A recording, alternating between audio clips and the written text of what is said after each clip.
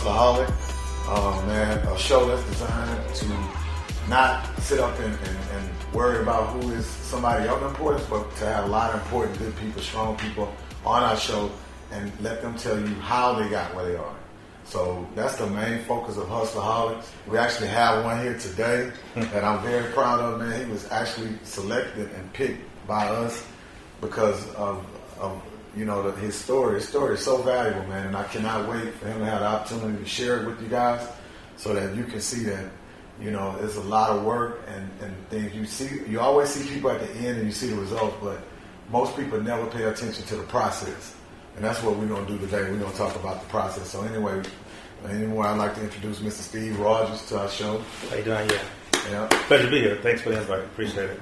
I didn't know it was the first one, but that's I feel honored. And I mean that. Yeah, I really mean that, man. We're gonna make this work, man. Right. If we help one person at a time, that's the main reason for us doing it. Absolutely. And, Steve is very, very successful businessman, highly respected out here in the Houston community.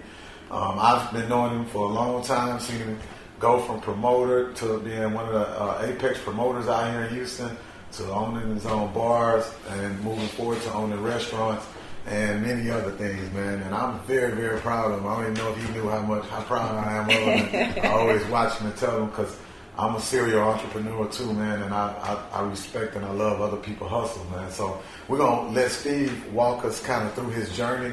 Where would you say, before you were doing promotions, what were you doing? I got a degree in communications, came back in 91, and got a job for Paul Mitchell.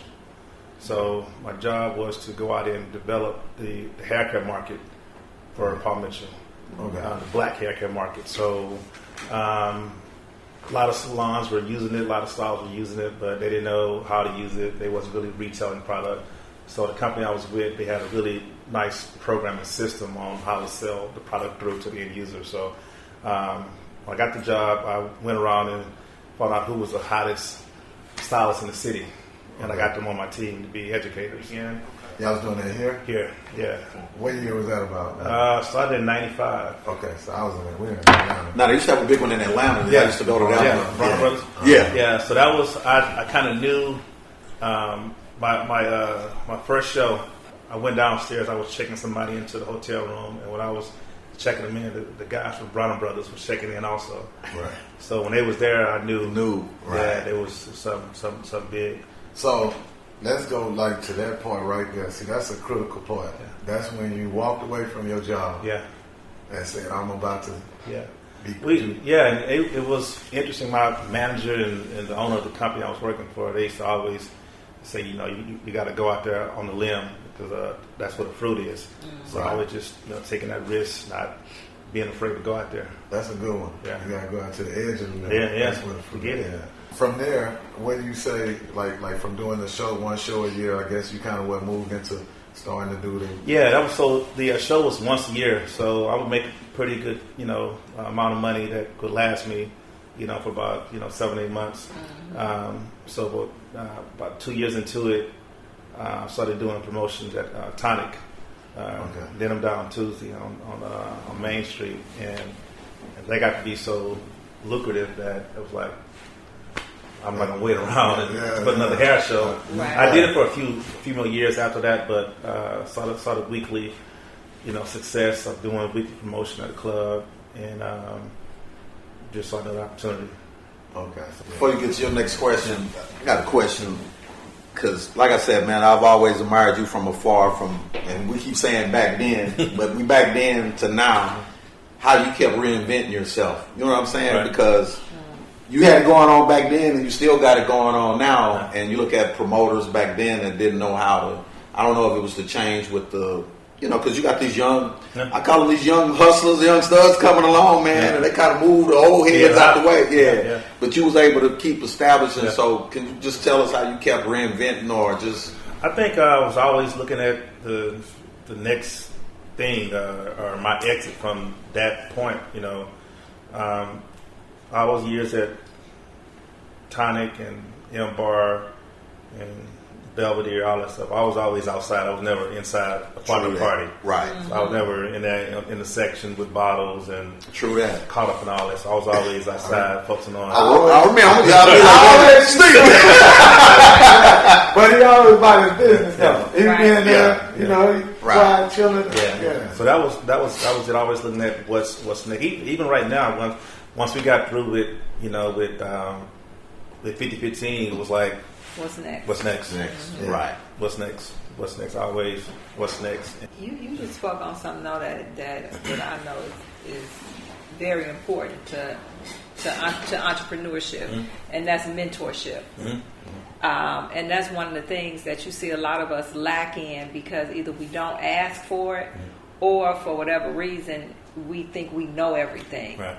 And one of the things that I think as you evolve as an entrepreneur, as a business owner, and is thinking that you realizing that you don't know everything, Yeah. and that everything that you walk into is going to be a new learning process for you as well. And just because you think you have all the right answers doesn't mean it's going to go that way. Yeah, absolutely. And that mentor can kind of guide you, and if you listen, to help you avoid some of those pitfalls. Yeah, and that's absolutely. some of the things that we don't have, because we don't have it in the home a lot of times. Right. So we're lacking it from the home, and then we think we know what we know when we go out here in the business world. And I think that that's one of the things so I'm sure that Absolutely. that mentorship was able to kind of propel you to that next level as well. That was crucial. Yeah. When you get where we are now, you don't even want to do it unless you know that's in place. Somebody have to know the system. Right. You know what I mean? Right. And you know what I mean? Like you're not going to invest in no business unless you know this one person. I don't care if we selling vacuum cleaners. Somebody got to know right. where to go get them at the cheapest price, know how to count for them, and know. Right. So it's almost like you look for that mentorship, and I'm glad you touched on that, because that's really what I want this to grow and to be somewhat of a mentorship. Right. Not in the essence of somebody specifically telling you how to run a particular business, but a mentorship in a way where people see that process, Yeah, the sharing. Yeah. the sharing of it, Yeah. man. Yeah. And you just killed one of our questions, because I was about to ask you, who was your mentor? Yeah, I think Lee. It's got him Lee Ellis. He was very instrumental. And I don't. I'm thinking about it right now when you ask me that, and she's always the first person I call with anything is my mom. Just All right. run it by her, Yeah. and she always has good information for me. Another thing y'all done that I found to be unique and good is you duplicated something. Mm-hmm. And I always had a hard time duplicating, because most of us don't understand the value of systems. Okay. And we run it like a mom and pop shop. It could be a hell of a mom and pop shop, but you can't duplicate mom and pop shop. Yeah. So I'll commend y'all on that. Yeah. Speaking on systems, so a lot of times we don't, is because we're so emotionally tied to how we do things as a people. That emotion doesn't allow us to get out of our way, our own way, and allow people to come in too and tell us delegating and so forth. We want to kind of, it's like our baby, and then we want to hoard it and run everything, and that doesn't allow for growth. Good God, man. So I'm proud of all y'all, man. Is it anything else? Yeah, well, I just got one thing, because I know we're going to have a bunch of young viewers, and I know every time I go talk to kids or whatever, they always ask me that one question: what advice could I give to someone? Just so if you can just leave out what advice, if someone young is coming to you about just being a hustler or a successful businessman, what advice, just one good word of advice for some young kid? I would say, make sure you have goals. You got a plan or vision, write it down so you can see it, you can visualize it. If you just it's in your head, just a dream, but if you can put it down on paper and visualize it and see it every day, I think that's more of a reality than just thinking about it. Well, man, it was, like I said, an honor. I'm appreciative for you to take the time to come over here, hang out, man. like I said, I've always admired. You know, it's not too much of us. We don't know how to edify each other enough. You know what I'm saying? We don't know how to salute and respect what's real. You know, so there's so much to work on in our community. That's a lot of stuff that we want to talk about with Hustlerholics, man. And I'm just happy to have you on here. Thank you for coming, man. I appreciate it, man. Like you said, the seeing each other over the years and passing and never really sitting down, having this conversation, probably long overdue. It's thanks for the invite. You know, I really appreciate it also, man. Well, success follow you to the end, bro. Appreciate it. All right. Thank you for having me.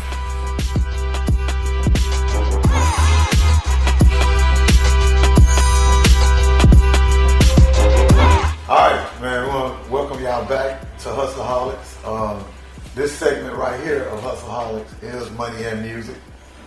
Even though I've made it very clear that our platform is to show people many ways out, you know what I mean? In our community, unfortunately, a lot of times they think the only way out is sports and entertainment, man. But entertainment, we want to keep this a part of our show because if you really look at the history of hip-hop, and when you look at how entrepreneurship and from Russell Simmons and empowerment that came to our community, that's what it I mean, we can't we can't run away from how a lot of our power has come, the Jay-Z's and all that, and it come from the streets and the music that came and the entertainment that came from the streets, and that's why I want to welcome some very, very dear guests to me, man, and this being our first show, I wanted it to be personalized, man, and somebody who I'm very, very proud of. Definitely a hustlerholic. My little brother, D. Gotti, you know, we go way back. Y'all know the story with Rec Shop and all that. But now that he's grown into doing his own thing, and I'm here to support him and his beautiful wife, Leilani, they work in a partnership, which is already something that we're going to really touch in on. It's rare. And rare. Because of the strength that come when two people, when soulmates can come together and build and share the same interests and stuff, man. So so I want Gotti and Leilani to introduce themselves, plug in entertainment, like just kind of tell us like what y'all got going right now. I'm D. Gotti Monroe. This is my wife, Leilani Monroe. Man, right now, man, we just pulling together. We shoot videos. We shoot short films. We studio, mixing and mastering music. I'm building artists up, writing for a lot of artists. Doing music projects. We doing music projects together. Yeah. The real estate company. We got the real estate company. I got a concrete company. Because when I first came home, I humbled myself. I backed up from the music and went and learned me something. Because, you know, before the music, you know, I came straight from, you know what I'm saying, and being with her, we came from the same projects. And she went and got her master's degree.